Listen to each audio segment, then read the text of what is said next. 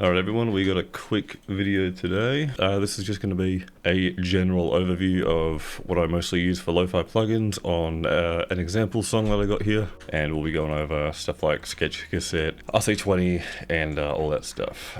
Alright, so here's what the first chorus sounds like.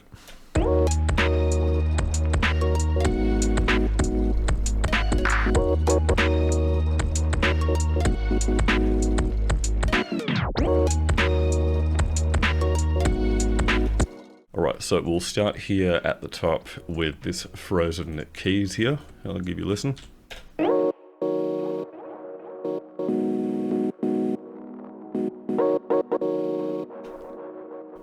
So that's what it sounds like there, and that is just a frozen keys here.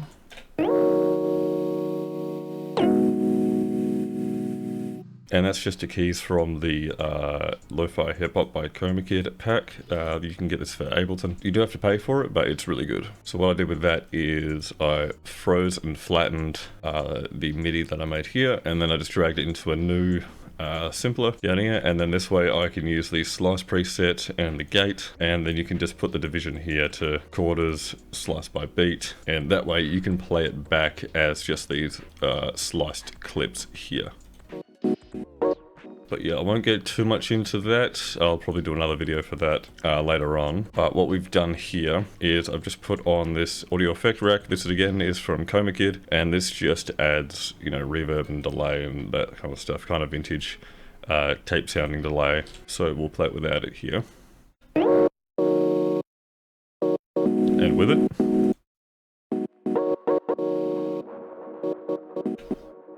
So you can see it gives it a bit of choppy movement there. And then we have RC-20. So for the RC-20, what I usually do on keys is always distort. When you distort it as well, make sure you lower the gain here because it gets quite loud if you do too much. A little bit of flex. Wobble, of course, give it that lo-fi feel. And then we have magnetic as well. Sometimes as well you can put it on the stereo mode here, and that'll just give it some width. And it'll still be doing the wow and flutter effects on the pitch as well. So you can hear on the left side here, we've got this kind of hair clip sound, nice and plucky, and that's got its own sort of effects here as well. Again, it's from the Cassette pack on Ableton. So on Sketch Cassette here, we've gone for the Type 2, which I believe is the ceramic cassette emulation, and we've just gone for the value one there. So we've got a bit of wow, a bit of flutter, tape all the way up there. We've turned on the noise reduction comp because it just gives it a bit more breadth and fullness. So we've got that at 75%. Turn the brightness up, amount down a little bit there. We've turned the age up a bit as well. And then we got the dropouts, depth and intensity up just under 50%. And then the width at about 50% there as well. Maxed out the saturation on Type B.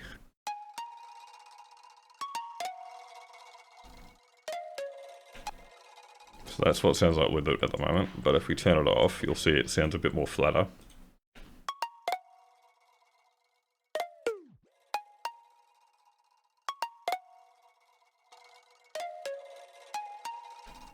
So it's a lot brighter, a bit more colourful.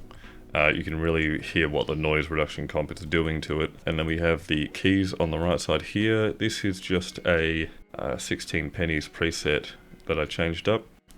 This is just a Ableton instrument in, I think it's the Chop and Swing pack or something. So this comes with its own, you know, set of stuff here. But then I've put on Shapeshifter, which is another Aberrant DSP plugin. Same guys that make Sketch Cassette. And so this is what this sounds like.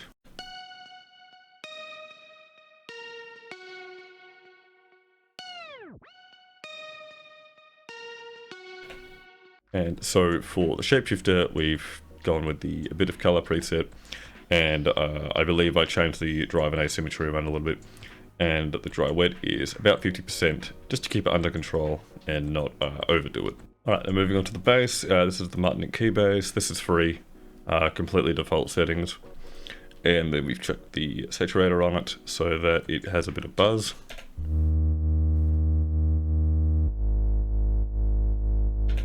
And then just EQing out the highs and utility, all that. Then the second bass that plays during the verse, I'll play the verse here.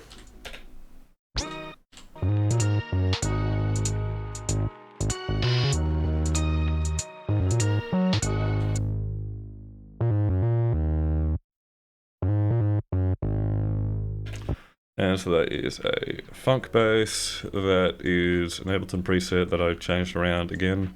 This time it went a bit hard with the saturator here. You can see 23 dBs. And then RC-20 on bass is really good with the tube pair saturation. So you distort the hell out of it there, turn the gain down a bit. A little bit of magnetic as well, just for character. And then in the first verse as well, we have this new keys that comes in.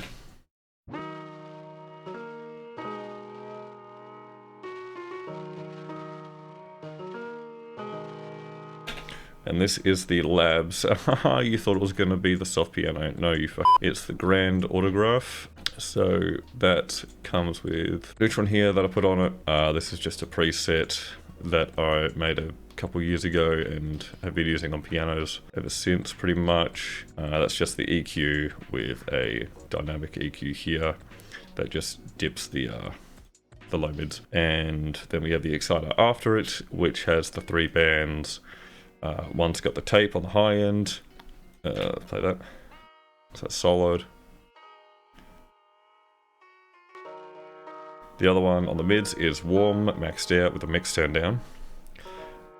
And then for the low, it's warm again, but a little bit towards the retro side, mixed down at 10 out of 15 there. And then I've recently picked up Retrofy, which I'm liking a lot. It's kind of like, you know, Sketch Cassette RC-20 in a way, but I really like the device section here because you can choose the type from the period and then the device type as well.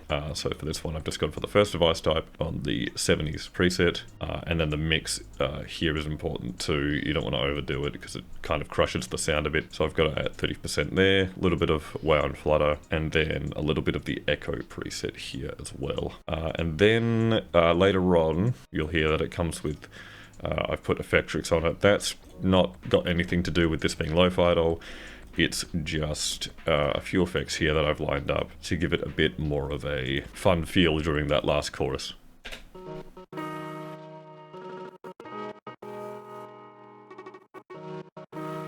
Okay, so on to this other piano here that plays during the second verse.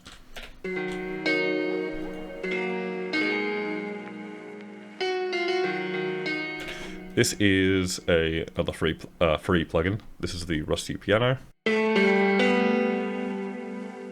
by Sample Site, and again the Neutron preset that I have on almost all of my pianos.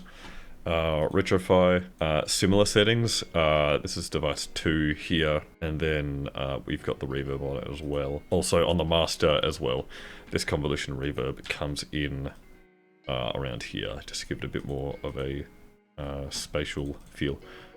And we have not that audio rec, an EQ just to get rid of the lows, and that just plays once during the second verse there.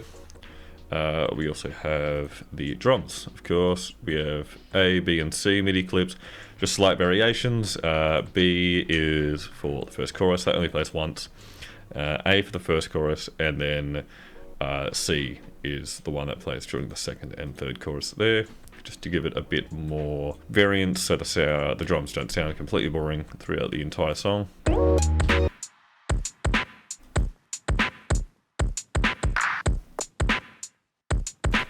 This again is from the Coma Kid Lo-Fi Hip Hop pack here. It's got drum sounds and all that stuff. So this is the Ishikawa kit, and I always put the 2500 on my drums for compression.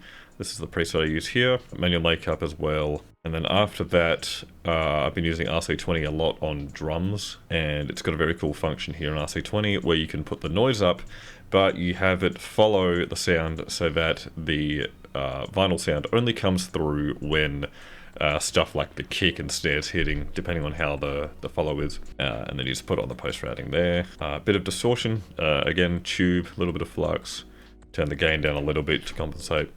And yeah, that's basically it for the RC-20. This is just on the singular drum kit right now, but if the drums were split up between kick, snare, hats, I would put an instance of RC-20 on all of them and tune it accordingly.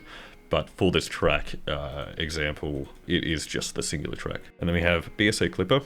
I use this on almost all of my drums as well, especially on the bass. And that just keeps the drums under control. And because it's a clipper, not a limiter, it lets the sound through in a sort of distorted way without completely reducing the sound like a limiter would. So I would recommend BSA clipper for stuff like that. And the effects, this is just some stuff from like LJ Pack. You see the somatics one here, and then this effects hit clap impact here is from Ableton as well. So you can play these here.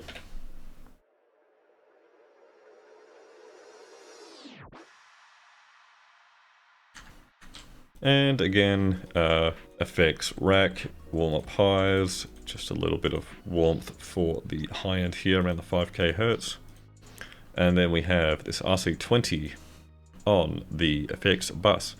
So that's a bit of noise with, again, the following, like on the drums, bit of wobble, and the iron type of distortion here because I thought it fit better with the effects. A little bit of space as well. And then on the master here, this is the tape effect that you've been hearing here and there. This is the kilohertz tape stop.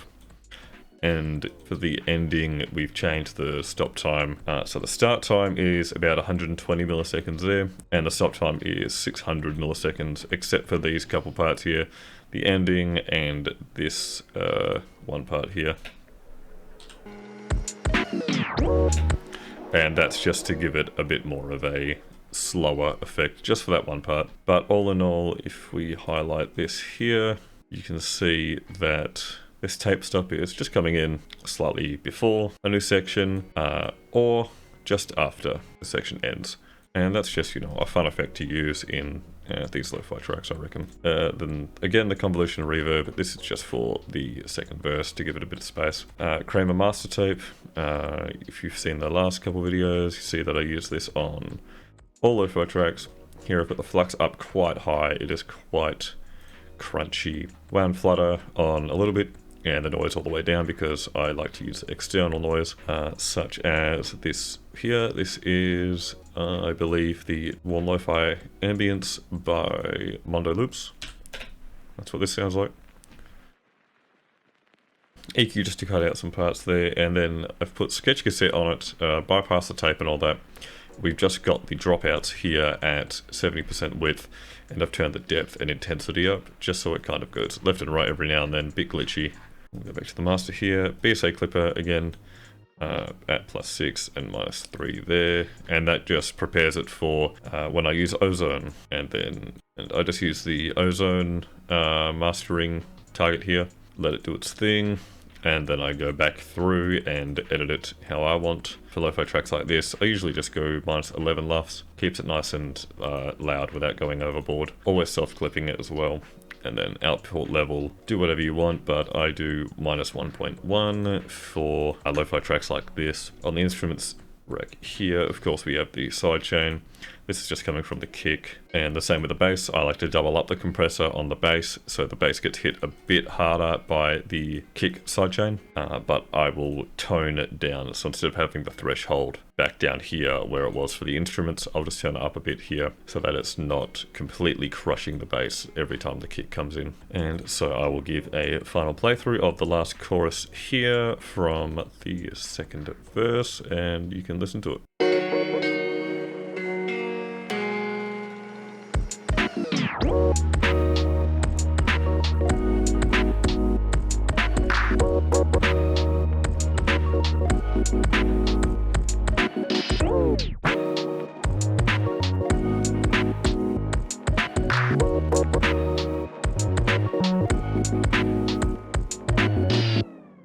But yeah, that's a quick rundown of the plugins I like to use. So, you know, Aberrant DSP and RC-20, they kind of carry in the lo-fi space for the paid plugins anyway. Same with Kramer Tape on Master, it's a really good option. Thinking of making another video where I go over even more stuff as well, of course. Like I mentioned before, the technique that I like to use for slicing up the MIDI clips here to make chops and all that good stuff. But yeah, hopefully a few of you found this helpful, and of course if you want deeper explanations on certain things I did, just chuck it in the comments. I'll make sure I get to it either in the reply, or I'll just make a video on one specific thing, smashing it out and all that good stuff. Alright, thank you very much everyone for watching, and I will catch you in the next one.